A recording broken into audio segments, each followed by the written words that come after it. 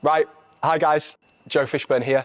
This is something I should have started a long time ago, something I've been procrastinating with and putting off, but this is my introduction to a YouTube channel. So, what inspired me to start my own YouTube channel? Most people in the fitness industry have a YouTube channel, so it was just a box I wanted to get ticked off, and another way that I could help grow my business, grow myself as a person, and just develop further. I've watched lots of fitness influencers since I was a young child, really. And again, one day love to get up to some of the stuff they do. And I think that it would complement everything else that I'm doing at the same time. But yeah. What kind of content can viewers expect from your channel? A mix, really. I want to do lots of different things. I'm a personal trainer and a gymnastics coach from Newcastle. So I train clients regularly, in person, online, and I work with athletes who are looking to develop themselves within their field or sport. So through strength and conditioning sessions and online programming. I also run a section of a club here at Tumble called Tumble Team Gym with someone else. And we've got 9 groups of competitive age gymnasts taking part in the team gym discipline, which I have a background in, from 4 and 5 onwards past 18 years old. About 85, 90 kids coming through the doors, developing their fundamentals of gymnastics, which is something I love coaching, doing, being a part of, with lots of exciting things there. So I got started in gymnastics when I was about 4 or 5 years old. Unfortunately, my mum passed away when I was 2, and I went to live with my grandma, who brought me up, and I had no father figure in my life. I was super energetic, and my mum thought, right, what can I get him into? And there was a gymnastics after school club with Scarborough Gymnastics Academy, and she put me in it, and I was just bouncing everywhere, and I wasn't very good. I was useless as a young child, and just kind of went through the stages. At the time, I was playing rugby alongside, and that's something that I'm very proud of to have done to a very high competitive level alongside the sport of gymnastics. So I progressed through the development groups, still always been kind of one of the worst people in my team, never been the top dog, and then went through multiple injuries, which we'll go through some point, and then kind of came to the ultimatum where I had to pick between rugby and gymnastics. So I was playing rugby for a professional academy, Yorkshire Carnegie, at under 18 level, under 18 age. I was playing rugby for them. And then I got selected for the GB national team in Team Gym in 2018. So I went with my heart and picked gymnastics.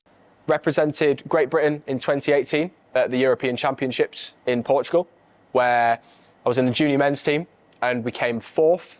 Again, one of the most amazing and then again heartbreaking experiences of my gymnastics career at the same time. Then afterwards, kind of went through the training with the GB team as well, still training with the men's unit.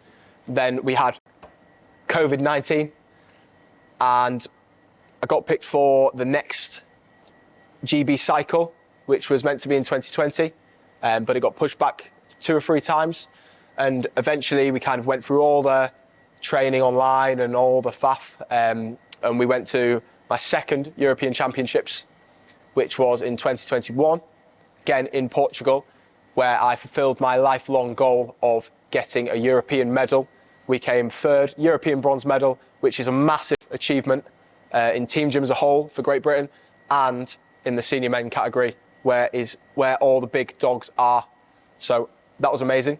Since then, I got picked to be a reserve for Team GB after the Europeans, because there was a short gap in between the 2 competitions.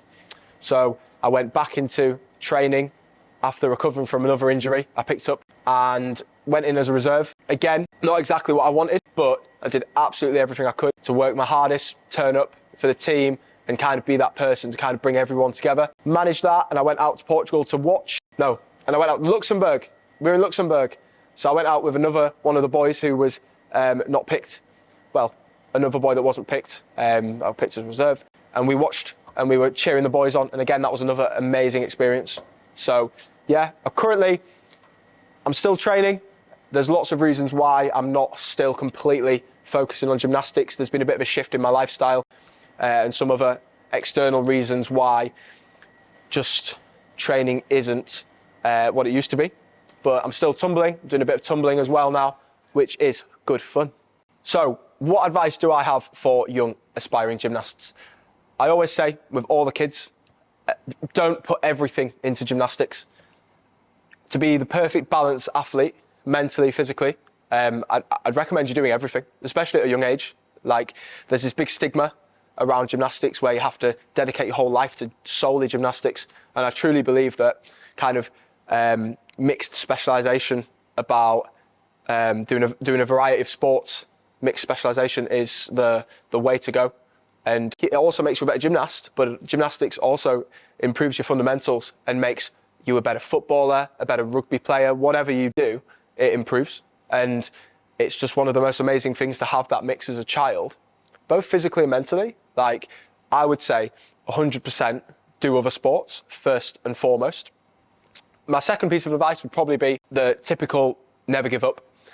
And I say this all the time, and it's so vanilla and cliche, but you truly need to, if you want something, you can definitely work towards anything in your life, and I truly mean that.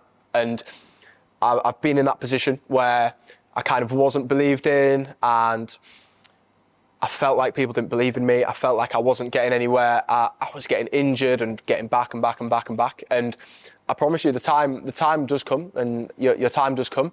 Whereas, like in 2018, we came 4th at the European Championships, and that was the most amazing thing. And at that time, I was elated, but also heartbroken at the same time. Coming 4th by just under a mark, I think. But coming out of that made me realise that was exactly what was meant to happen. We weren't good enough. We weren't there. That was exactly how it should have played out. The other teams were better than us. And then I dedicated kind of that whole section of my life, that whole 4 years, alongside my studies, to gymnastics. And it was the most amazing thing. But you've got to have other things going on, because it can quickly get out of hand. And when it doesn't go your way, you need something else to kind of back into, to be able to turn to. And it could be anything. Again, it could be a hobby. So I'd definitely say do that. But your time will come, 100%. If you work hard, always be the hardest worker in the room. Say thank you to all the coaches. That's how you're remembered. And I've just always tried to be that person who would turn up, have a smile on their face, work as a team, be there for other people, and be super, super coachable. That's the most important thing. And it's what I look for in athletes I'm coaching now and the kids I work with, because it gets you a lot further. And that age-old saying that hard work beats talent when talent doesn't work hard is so, so true.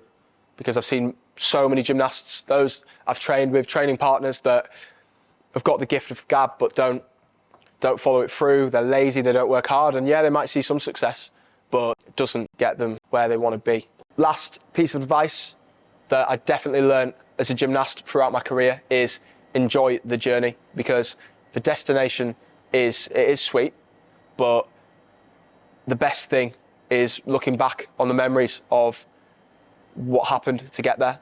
Like this path to this European medal, the best time was the build-up, the training, the travelling, the laughs, the ups, the downs. That you've got to enjoy the journey all the time, because you'll get over whatever your goal is. Once you achieve it, you'll get over it, and it's only temporary, that achievement. So you've got to keep pushing, and you've got to be grateful for the moment.